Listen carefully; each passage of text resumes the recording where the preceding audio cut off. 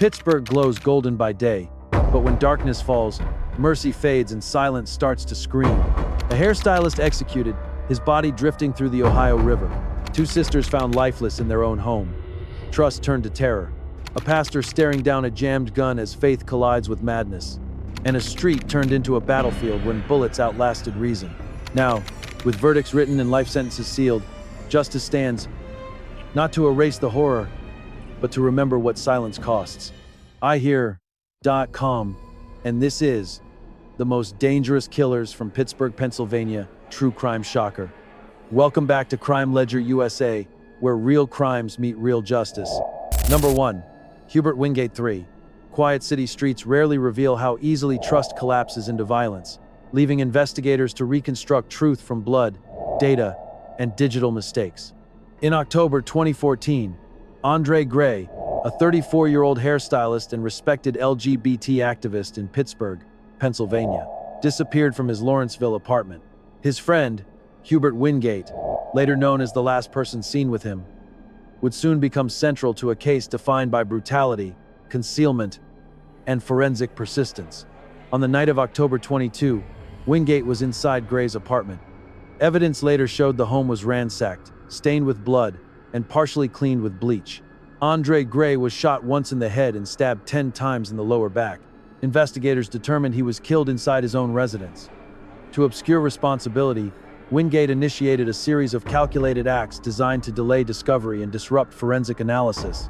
The victim's body was wrapped in a sheet, secured with duct tape, and placed inside a garbage bin. Wingate enlisted assistance to move the remains using Gray's own car. Before disposing of the body, an associate stabbed Gray's dog to death, mixing the animal's blood with human blood inside the apartment to contaminate DNA evidence. The car was later found burning in Pittsburgh's Spring Hill neighborhood, deliberately destroyed to erase transport evidence. Gray's disappearance was reported days later after relatives discovered the apartment in disarray. The case shifted from missing person to homicide as investigators followed digital, physical, and testimonial trails. In March 2015, a towboat captain discovered a body floating in the Ohio River near Fallensby, West Virginia, roughly 60 miles from Pittsburgh. The remains were identified as Andre Gray. Autopsy findings confirmed the gunshot wound and multiple stab injuries, as well as additional gunshots fired after death, likely intended to weigh the body down. The investigation accelerated through digital forensics. Police discovered Wingate had stolen Gray's PlayStation console and later logged into it using his personal email address. That single action generated IP data, leading detectives directly to Wingate's location. When arrested in February 2015 on an unrelated Colorado warrant, Wingate was carrying a handgun that ballistics later matched to the bullet recovered from Gray's skull. Witness testimony further reinforced the case. Multiple individuals described helping move the body or observing Wingate dumping it into the river. Jailhouse phone calls revealed Wingate instructing others to remain silent. Text messages obtained by police suggested prior intent to kill and confirmation after the act was completed. In January 2017, a Pennsylvania jury convicted Hubert Wingate of first-degree murder, along with related charges including abuse of a corpse, arson, evidence tampering, and animal cruelty. The court rejected defense claims blaming another suspect. Wingate was sentenced in April 2017 to life imprisonment without parole, plus additional consecutive terms. 3 lessons remain. Digital footprints rarely disappear. Violence escalates when concealment becomes obsession. And forensic persistence exposes truth even when crimes cross state lines and time. Today, Hubert Wingate remains incarcerated within the Pennsylvania Department of Corrections, serving life without parole, his freedom permanently forfeited by his own decisions. Before we continue, if this case shakes you, press hype, stand with us, break silence, and let justice roar louder than the voices once erased. Number 2. William Hardison Sr. Quiet neighborhoods often hide violence shaped by ideology, fear, and firearms, until ordinary enforcement turns into hours of sustained gunfire.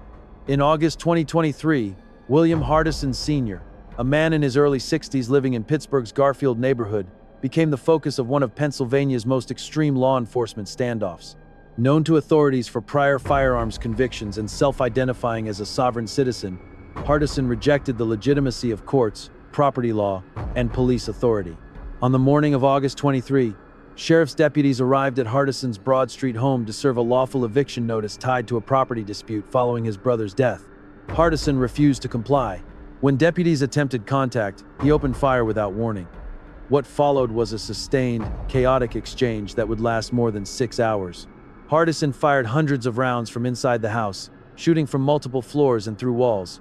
He wore body armor and moved between rooms, forcing deputies and police to take cover. The densely populated residential street was quickly locked down as bullets struck nearby vehicles and structures.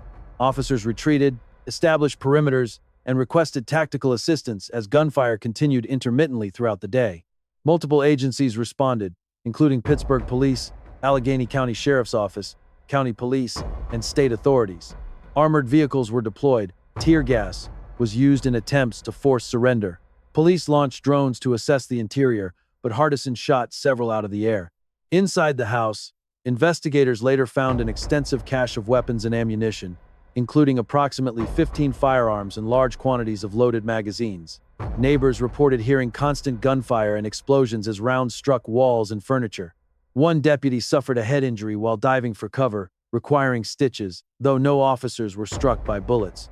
Shortly after 5 p.m., law enforcement breached the residence. William Hardison Sr. was fatally shot during the operation and pronounced dead at the scene. The standoff ended as abruptly as it had begun, leaving a neighborhood damaged and a street scarred by hours of violence. Pennsylvania State Police assumed responsibility for the investigation, following protocol for officer-involved shootings. More than 70 officers who discharged weapons were placed on administrative leave pending review. The incident was classified as a justified use of force response to an active shooter situation. Because Hardison died during the confrontation, no criminal trial or sentencing occurred. Authorities confirmed Hardison acted alone. No accomplices were identified, and no evidence suggested additional occupants inside the home. Investigators concluded the violence stemmed from his refusal to recognize legal authority, combined with preparation and stockpiling of weapons in anticipation of eviction. 3 lessons emerge from this case.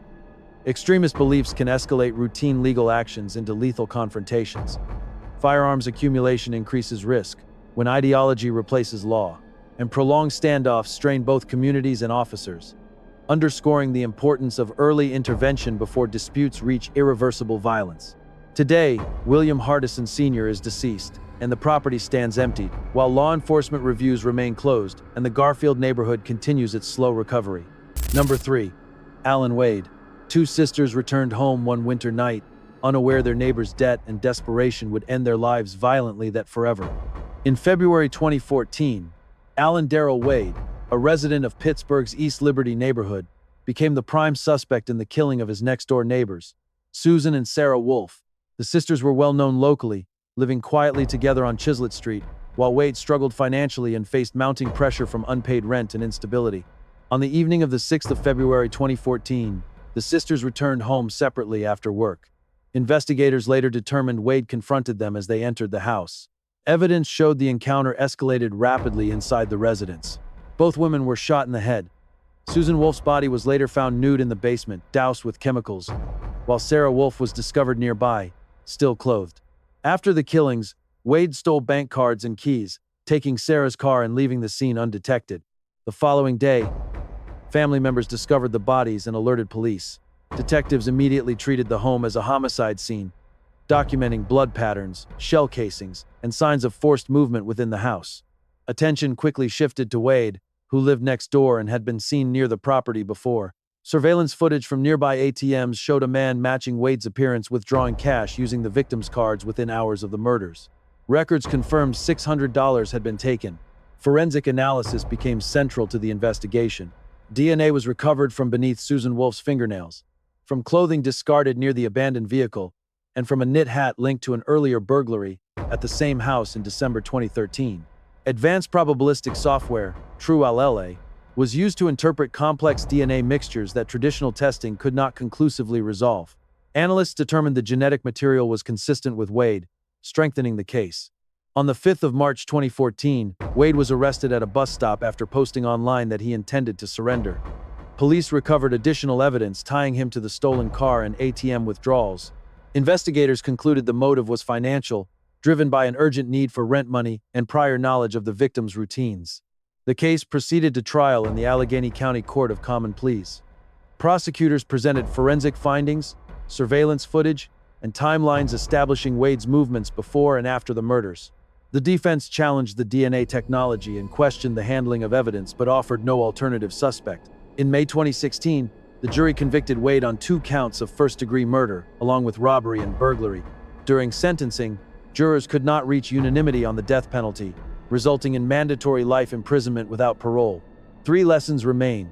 Financial desperation can escalate into irreversible violence when opportunity and proximity align. Modern forensic science can reconstruct truth from fragments once considered unusable. And life sentences, while final, serve as society's strongest boundary against repeated harm and unchecked desperation. Today, Alan Darrell Wade remains incarcerated within the Pennsylvania state prison system, serving consecutive life sentences without parole under permanent confinement conditions. Number 4. Ronald Taylor. Violence erupted from routine maintenance, transforming an ordinary morning into one of Pennsylvania's most notorious hate-driven mass shootings forever. On the 1st of March 2000, Ronald Taylor, a 39-year-old resident of Wilkinsburg, Pennsylvania, carried out a racially motivated shooting spree that left 3 people dead and 2 others seriously wounded. Taylor lived alone in a public housing complex and survived on disability benefits. He had a documented history of mental illness, frequent disputes with building management, and growing resentment toward white residents and workers in the area. That morning began with maintenance staff arriving at Taylor's apartment to replace a damaged door. Witnesses later described Taylor shouting racial slurs and pacing the hallway as repairs were delayed. Shortly after, Taylor set fire to furniture inside his apartment, creating smoke that forced workers outside, armed with a stolen .22 caliber revolver. He followed maintenance worker John Kroll into the hallway and shot him in the neck at close range. Kroll later died at hospital. Taylor then walked several blocks to a nearby Burger King. Inside the restaurant, he approached Joseph Healy, a 71-year-old customer, and shot him without warning. Healy died at the scene. Minutes later, Taylor crossed the street to a McDonald's, where he continued the attack. He shot Richard Klinger while Klinger sat inside his van, leaving him permanently paralyzed. Inside the restaurant, Taylor shot assistant manager Stephen Bostard, who survived with serious injuries. He then fired at Emil Sanialevici, a 20-year-old college student in the drive-through lane, killing him. Police quickly flooded the area, tracking Taylor as he retreated into a nearby building housing a hospice care facility. He took hostages and threatened suicide, triggering a 2-hour standoff involving local police and federal agents. During negotiations, officers confirmed Taylor was armed and had written notes expressing hatred toward white people and Jewish individuals. At approximately 2:15 p.m., Taylor surrendered peacefully and was taken into custody. Investigators recovered the revolver used in the shootings and searched Taylor's apartment. Inside, they found handwritten journals, a suicide note, and lists expressing violent racial ideology.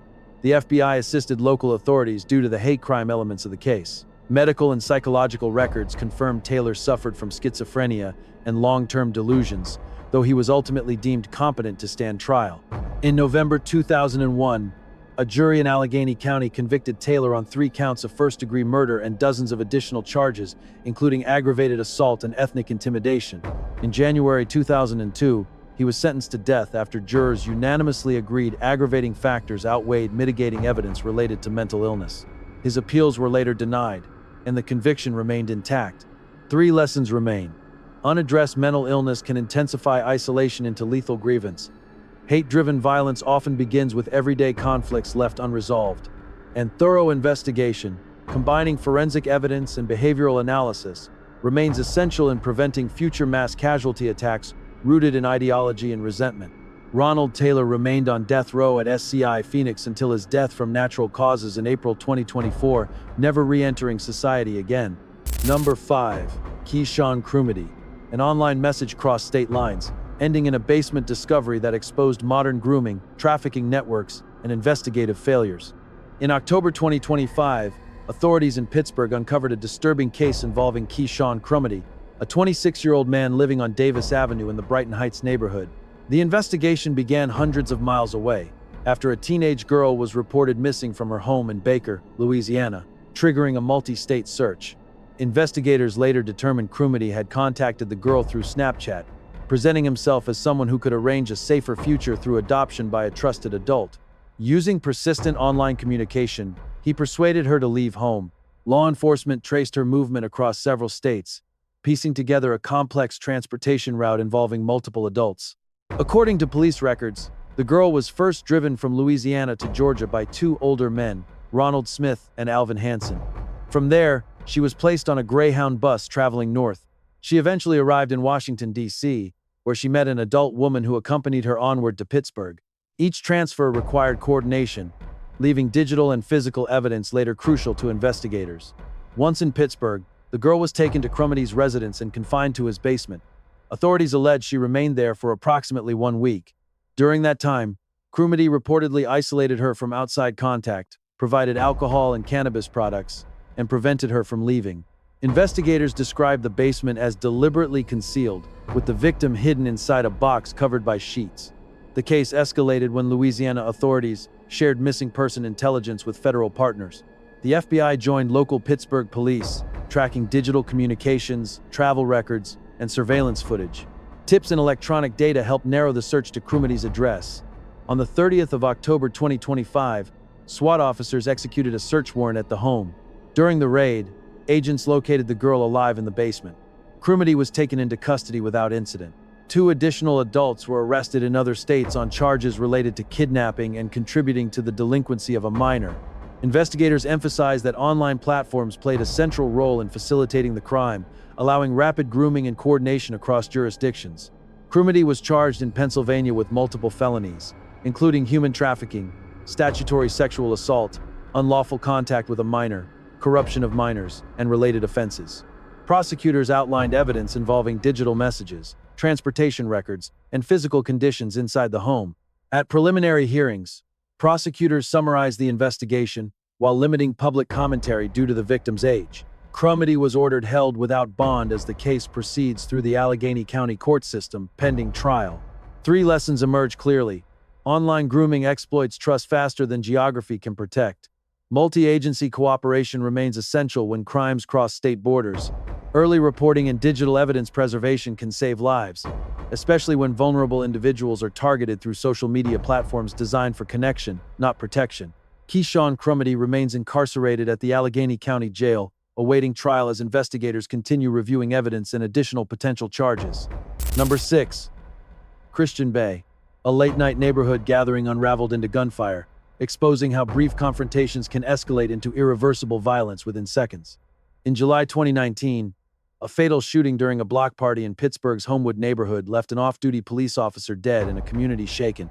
Christian Bay, a Wilkinsburg resident, was later identified as the gunman responsible for the killing of Officer Calvin Hall, a 36-year-old Pittsburgh police officer visiting family nearby. The incident unfolded shortly after midnight on July 14 along Monticello Street, where a crowded block party spilled into the roadway. Hall, off-duty and unarmed, was sitting in his vehicle when an argument broke out involving several women who were blocking traffic. One woman sat in the street, preventing Hall from driving away. Tensions escalated, voices rose, and Hall eventually left the area to avoid further conflict. Minutes later, Hall returned. Investigators said he came back to apologize and ensure the situation had calmed. As he exited his vehicle, witnesses reported hearing gunshots. Hall was struck 3 times in the back by rounds fired from a .45 caliber handgun. The shooter fired from between 2 houses, partially concealed, before fleeing the scene. Hall collapsed in the street and was rushed to the hospital in critical condition. Despite medical intervention, he succumbed to his injuries 3 days later. The shooting immediately triggered a homicide investigation led by Pittsburgh police and Allegheny County detectives. Investigators canvassed the area, collecting shell casings and reviewing surveillance footage from nearby homes and vehicles. Multiple witnesses described seeing a man with a distinctive limp running from the scene. One witness later positively identified Christian Bay as the shooter. Detectives recovered a handgun near the crime scene with its serial number partially removed. Forensic testing linked the weapon to the casings and confirmed DNA matching Bay. Digital evidence also played a role. Surveillance footage captured a figure fleeing between houses, consistent with witness descriptions. Cell phone data and social media activity were analyzed to place Bay in the area. During questioning, Bay initially denied being present at the party, a statement later contradicted by evidence. Bay was taken into custody within days of the shooting. Prosecutors charged him with first-degree criminal homicide and multiple firearms offenses. At trial, the defense argued investigators rushed to judgment because the victim was a police officer and suggested others at the party were armed. The jury rejected those claims. In 2023, Bay was convicted in Allegheny County Common Pleas Court. The conviction carried a mandatory sentence of life imprisonment without parole, with additional consecutive time imposed for firearms violations. 3 lessons emerge clearly. Street disputes escalate faster than reason can intervene. Firearms turn moments of anger into permanent consequences. And thorough investigations, combining witness accounts with forensic and digital evidence, remain essential to separating chaos from accountability in modern criminal cases. Christian Bay is currently incarcerated within the Pennsylvania state prison system, serving life without parole for the killing of Officer Calvin Hall. Number 7. Brandon Franklin. Under the soft glow of a Pittsburgh night, one neighborhood's calm turned to chaos, and a home became the scene of a cold execution. In November 2019, 22-year-old Brandon Franklin broke into a Wilkinsburg residence on Woodlawn Avenue while the family inside watched a Steelers game. He carried a distinctive pink and black handgun and wore no mask. Within minutes, the quiet evening turned violent. Franklin charged upstairs, kicked through a bedroom door, and confronted 42-year-old Raymond Jackson, a grandfather holding his infant granddaughter. Jackson gently placed the baby on the bed before Franklin fired 4 rounds, killing him instantly. Investigators would later confirm that nothing was stolen, no words exchanged, and that the act bore every mark of premeditation. The scene was chaotic when first responders arrived. 4 generations lived in the house, and terror filled the rooms where moments earlier laughter had echoed from a football broadcast. Officers quickly secured the scene and retrieved surveillance footage from the living room, where a home camera had captured everything. Franklin's face was visible, his weapon distinct. This single piece of digital evidence would define the case that followed. Detectives from the Allegheny County Police Department immediately distributed stills from the video across local news outlets and social media. Tips poured in, many pointing to Franklin, already known in Hazelwood for prior offenses and multiple failed rehabilitation programs. A warrant was issued on the 19th of November 2019, but it would take 7 months before police finally captured him in June 2020. He was held without bail. Investigators faced a challenge. There were no fingerprints, DNA, or cell data connecting Franklin to the scene. Everything relied on the camera and the community's recognition. Prosecutors described it as a case built on pixels, not prints. Detectives confirmed the gun seen in the video matched one Franklin had been known to carry. Witnesses inside the house also identified him from the circulated footage. In 2023, Franklin stood trial for the first time. Jurors were divided, struggling with the absence of physical evidence, resulting in a hung jury. Prosecutors regrouped and retried him in August 2024, this time presenting the footage frame by frame. The video showed Franklin moving decisively through the house, armed and unmasked, leaving no doubt about intent. The jury convicted him of second-degree murder, burglary, and conspiracy. On the 21st of November 2024, Judge Elliot Housey sentenced Franklin, now 27, to life in prison without parole, with an additional 22 to 44 years for related charges. During sentencing, Franklin refused to wear civilian clothes, appearing in a fluorescent yellow jail uniform, expressionless as the verdict was read. 3 lessons endure. Violence without reason leaves wounds that time cannot heal. Cameras now expose truth where witnesses hesitate, and second chances mean nothing when redemption is refused. Today, Brandon Franklin remains incarcerated in a Pennsylvania state prison, serving life without parole for the murder that turned Wilkinsburg's silence into evidence forever. Number 8. Bernard Jr. Polite. A quiet Sunday morning in Pennsylvania turned from prayer to panic when faith and violence met in the same breath. On the 5th of May 2024, 26-year-old Bernard Jr. Polite walked into Jesus' Dwelling Place Church in North Braddock during a live-streamed service. The congregation knew him as a stranger. The pastor, Reverend Glenn Germany, had never seen him before. Moments later, Polite rose from the front pew, smiled faintly, and approached the pulpit holding a silver handgun. He aimed at the pastor's face and pulled the trigger. The gun jammed. Before he could react again, a church deacon tackled him to the ground as terrified parishioners screamed. Cameras kept rolling. The footage spread across social media within hours, watched by millions as the miraculous failure of a single bullet became national news.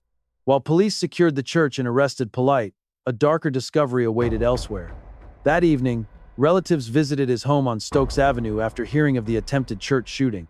Inside, they found 56-year-old Derek Polite, Bernard's cousin and housemate, dead from a single gunshot wound to the head. Investigators determined he had been killed hours earlier, sometime between 9:30 and 10 a.m. As he climbed the stairs, detectives from Allegheny County quickly connected the two scenes. The same handgun recovered at the church matched the bullet found in Derek's body. Ballistics confirmed the weapon had jammed later during the attempted shooting at the pulpit. Live stream footage became the central piece of evidence, capturing Polite's face, weapon, and demeanor with precision. When questioned, Polite told authorities that God told him to do it and claimed voices in his head instructed him to shoot the pastor.